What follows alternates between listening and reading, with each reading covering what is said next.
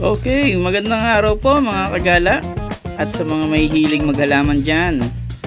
Ito po yung ating nyog. Yan, pasensya na po kung hindi ko na videohan yung pagbabalat kasi sa totoo lang hindi talaga ako marunong magbalat ng nyog. So nag-focus po ako doon at huli ko na naisip na i-video yung aking pagbabalat. So sayang. Okay, anyway, mamaya po ay tatanim natin to. Kikinisin ko na lang ng konti. Genie, magpakita ka sa akin. Tutok din ang aking mga kahilingan. Ang aking unang kahilingan, lumiit ang aking tiyan.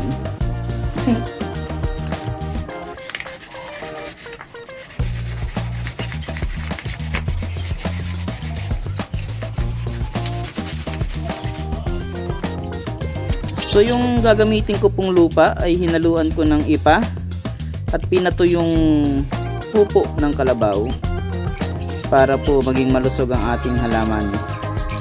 Punong-puno po ito ng nutrients na maganda para sa ating mga halaman. Actually lahat ng halaman ko na yan, ipa, lupa at pinato yung poops ng kalabaw ang inilagay ko dyan.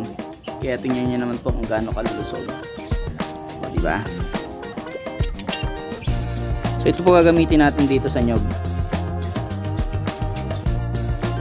Ang ginagawa ko po kapag nagtatanim ako, kumukuha po ako ng tatlong klase ng lupa. Yung unang lupa po, yun nakikita natin sa ating mga bakuran. Yung pangalawa naman po, yung poops ng kalabaw. At yung pangatlo, yung ipa na binibili ko sa mga garden. Pinaghahalo-halo ko po ito, pinatutuyo.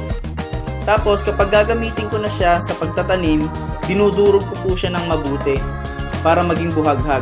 Mahalaga po na buhaghag yung ating mga lupa para makahinga ng mabuti yung ugat at para wala pong ma-stock na tubig doon sa loob ng paso.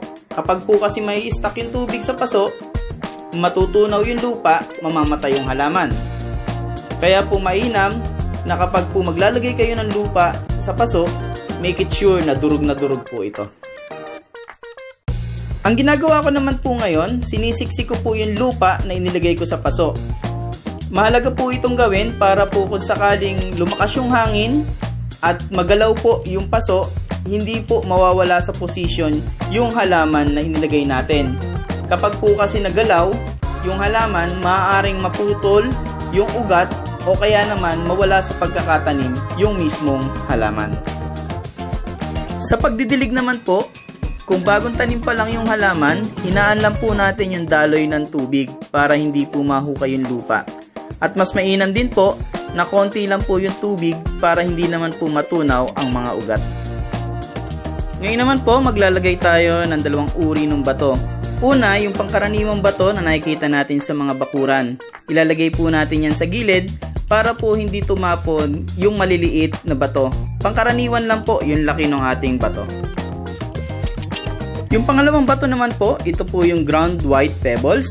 Ilalagay po natin ito sa paligid ng halaman para lumutang po yung ganda nito. At para kapag magdidilig po tayo, hindi po mahuhukay yung lupa na inilagay natin sa halaman.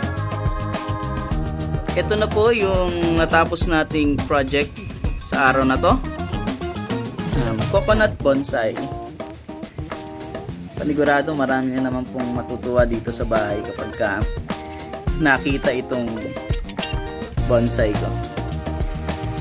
So maraming salamat po sa inyong panonood. God bless you!